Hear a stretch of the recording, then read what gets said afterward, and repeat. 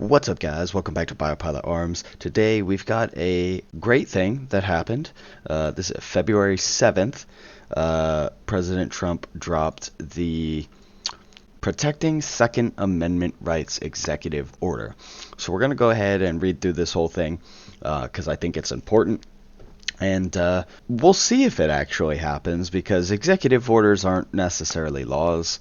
So, but it does carry some weight. So, by the authority vested in me as president, by the Constitution and the laws of the United States of America, it is hereby ordered. Section 1. Purpose. The Second Amendment is an indispensable safeguard of security and liberty. It has preserved the right of the American people to protect ourselves, our families, and our freedoms since the founding of our great nation. Because it is foundational to maintaining all other rights held by Americans, the right to keep and bear arms must not be infringed. Section 2. Plan of Action. Within 30 days of the date of this order, the Attorney General shall examine all orders, regulations, guidance, plans, international agreements, and other actions of executive departments and agencies to assess any ongoing infringements of the Second Amendment rights of our citizens, and present a proposed plan of action to the President through the Domestic Policy Advisor to protect the Second Amendment rights of all Americans. Section B. In developing such proposed plan of action, the Attorney General shall review, at a minimum, 1. All presidential and agencies' actions from January 2021 through January 2025 that purport to promote safety but may have infringed on the Second Amendment rights of law-abiding citizens. 2. Rules promulgated by the Department of Justice, including by the Bureau of Alcohol, Tobacco, Firearms, and Explosives, from January 2021 through January 2025 pertaining to firearms and or federal firearms licensees. 3. Agencies' plans, orders, and actions regarding the so-called Enhanced Regulatory Enforcement Policy pertaining to firearms and or federal firearms licensees. 4. Reports and related documents issued by the White House Office of Gun Violence Prevention.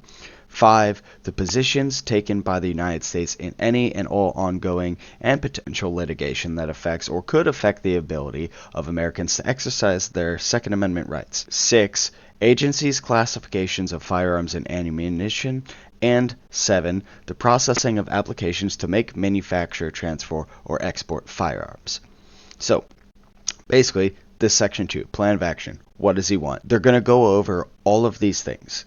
So he's going to be looking at all of the stuff that the last president did. So what Biden did, whether it be what the ATF tried to do with all of these extra rules that they were implementing, like pistol braces, FRTs, like all of those rules, the rules. He's going to be looking at those and saying, hey, okay, what was this? Was this unconstitutional? Do we need to roll this back? Do we need to figure out why the ATF did this? All of that.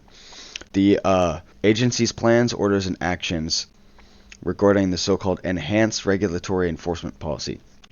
That's basically the zero tolerance policy for FFLs. Looking at rolling that back, hopefully. So now, Section 3, Implementation. Upon submission of the proposed plan of action described in Section 2 of this order, the Attorney General shall work with the Domestic Policy Advisor to finalize the plan of action and establish a process for implementation. Section 4. General Provisions. A. Nothing in this order shall be construed to impair or otherwise affect 1. The authority granted by law to an executive department, agency, or the head thereof, or 2. The functions of the director of the Office of Management and Budget relating to budgetary, administrative, or legislative proposals. B. This order shall be implemented consistent with applicable law and subject to the availability of appropriations. And C. This order is not intended to and does not create any right or benefit substantive to procedural, enforceable at law, or in equity by any party against the United States, its departments, agencies, or entities, its officers, employees, or agents, or any other person. Essentially, it's just like, hey, look, like, we're not going and looking at things and being like, okay, this law is illegal. We're going to follow the law, but we're going to look at policies and administrative things like what the ATF was doing and try to roll that back. Now, are we actually going to see this be implemented or not? That's the question, because you know, executive orders don't always have teeth to them, because some of them are more like a, hey, this, look what I can do, but it doesn't actually do anything. It's more of an empty gesture. And with this one, I feel like when it comes to the part here about rules, like the rules promulgated by ATF, or the enhanced regulatory policy part, I feel like this executive order will be able to do something about that, because that is law enforcement is like a direct offshoot of the executive branch, and so he can tell them, hey, don't do this, don't do that, because the rules by the ATF weren't law, they're rules and interpretations, and the enhanced regulatory enforcement policy, the zero tolerance policy, was like taking FFL licenses away from people who misspelled something or put an extra comma, or on an address didn't write out circle and put CIR instead. Like dumb stuff like that, which you shouldn't have your license revoked for something like that. And so that, I feel, is fully in the executive branch's power to be like, hey, stop doing that. So hopefully, at least those two things could get fixed. And then there's other stuff like here, like, make, manufacture, transfer, or export firearms. I think maybe Trump could probably roll back something along the lines of like, hey, allowing imports and or exports.